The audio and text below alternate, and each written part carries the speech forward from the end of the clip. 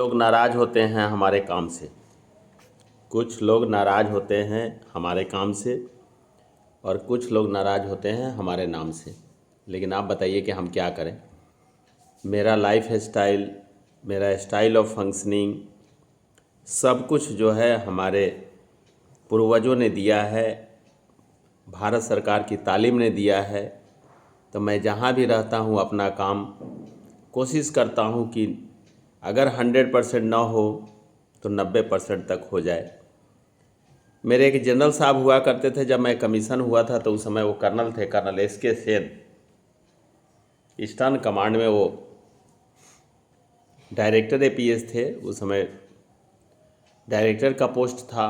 ये बात मैं आपको सन 2000 की बता रहा हूँ। तो जब मेरा और मेरे एक मित्र थे बाबूलाल जांगिड़, हम दोनों लेफ्टिनेंट बने थे, तो हम दोनों का साक्षात्कार हुआ तो उन्होंने यही बात कही थी कि lieutenant Sudhir Kumar Singh and lieutenant Babulal Jangid, आज जांगिड़ सर कहीं भी सुन रहे हों तो उनको जय हिंद करता हूँ। वो मेरे से सीनियर हैं, लेकिन हम दोनों ने एक साथ कमीशन लिया था। तो उन्होंने कहा था कि देखो, कोई भी इंसान परिपूर्ण नहीं होता है और कोई भी इंसान 100% अपना नहीं दे पाता है, लेकिन जो इंसान 80% अपनी क्षमता का दे देता है फौज में, तो हम लोग समझ लेते हैं कि ये इंसान 100% अपना दे दिया है। वही आदत आज तक बनी हुई है कि जहाँ भी लगाता हूँ, चाहे वो मैं प्रशांत हॉस्पिटल में प्रशासक के रूप में हूँ या मैं 8 जून 2019 को रिटायरमेंट के बाद में 28 फरवरी 2019 के रिटायरमेंट के बाद में मैं जब प्रभारी पदाधिकारी ECHS सीतामढ़ी में बना, तो वहाँ भी ऐसे ही था।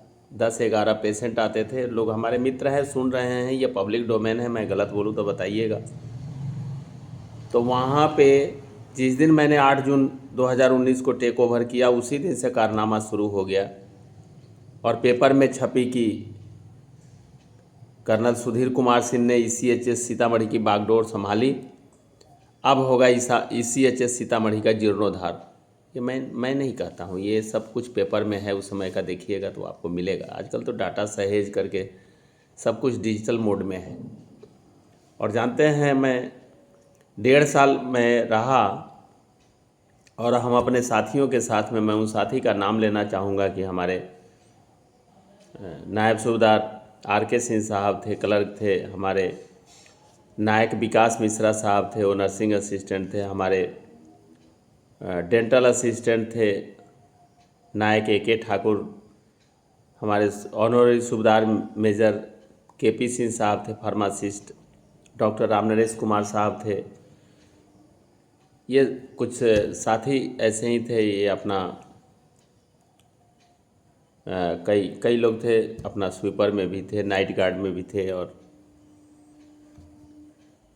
हमारे रिसेप्शनिस्ट में भी थे। मैं सबको इस प्लेटफॉर्म से इसलिए जय हिंद कर रहा हूँ कि आप सभी ने जितना साथ दिया, आज वही सीतामढ़ी का ECHS है, वो बिल्कुल बंद होने के कगार पे है। मैं पब्लिक डोमेन में बोल रहा हूँ।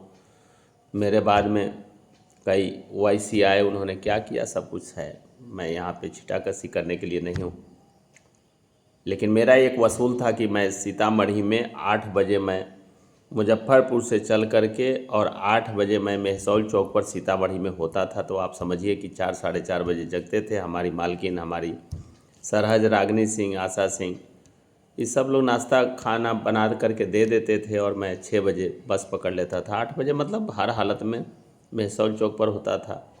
किसी दिन जाम लग गया तो 10-15 मिनट आगे पीछे हो गया, अदरवाइज़ मतलब वहाँ होता था तो होता था। और जब तक मैं तनख्वाह तभी लेता था जब मैं सीतामढ़ी OIC ECHS के ऑफिसर इंचार्ज ECHS के कुर्सी पर बैठता था। मैं इतना इसलिए बोल रहा हूँ कि आप लोगों को पता होना चाहिए, ना मुझे किसी राजनीति से मतलब है। मैं वोट की राजनीति नहीं करता। मैं वोट की राजनीति कभी न किया न करूँगा। मैं इंसानियत की राजनीति करता हूँ और इसीलिए बार बार आप लोगों के रूबरू होता हूँ। और कुछ साथी कहते हैं कि अब ये मोनेटाइज होने वाला है आपका YouTube चैनल, तो बहुत अच्छी बात है। अगर मोनेटाइज हो गया तो ये आप लोगों की कृपा है। आप सभी को, सभी साथियों को जय हिंद करता हूँ। आप सभी को एक निवेदन भी कर रहा हूँ आज पहली दूसरी बार कि कृपया इसे लाइक करें, सब्सक्राइब करें और जानते हैं इससे भी अगर 2 रुपया अगर आते हैं तो ये भी जन कल्याण में ही खर्च होगा। मैं हमेशा से बाढ़ पीड़ितों की मदद करते रहा हूँ, कोरोना में मदद करते रहा हूँ। हम कौन होते हैं मदद करने वाले, बस हमारी जीवन संगनी हैं, हमारी मित्र हैं रागिनी सिंह, हमारे साले हैं राजेश बाबू, 2 सरबेटा हैं, अंकु जी, अंशु जी, सब मेरे को बढ़ावा देते हैं, हमारे पुत्र हैं, हमारी पुत्रवधू हैं। ये सब चीज़ें जो है ये मायने रखती है और मैं तभी काम कर पाता हूँ जब मतलब हमेशा एक दूसरे के साथ रहते हैं। आज मालकिन 1.5 महीने से, लगभग पौने 2 महीने से वो तमिलनाडु हैं, वेलिंगटन, अपनी पोती को देखभाल कर रही हैं। मालकिन आपको भी जय हिंद करता हूँ, आपको भी प्रणाम करता हूँ। मकसद क्या है कि हम सभी खुश रहें, हमारा समाज खुश रहे, हमारा परिवार खुश रहे। आज भी मैं कोशिश करता हूँ कि हर मंगलवार को प्रशांत हॉस्पिटल में 8 बजे से 4 बजे तक मेरी ड्यूटी होती है, बुधवार को मेरा ऑफ होता है। तो मैं कोशिश करता हूँ कि अगर मुजफ्फरपुर में हूँ और किसी ऑफिशियल कारण अगर कोई और नहीं है तो मैं आता हूँ, कार उठाता हूँ, 4 बजे 4:30 बजे चल देता हूँ।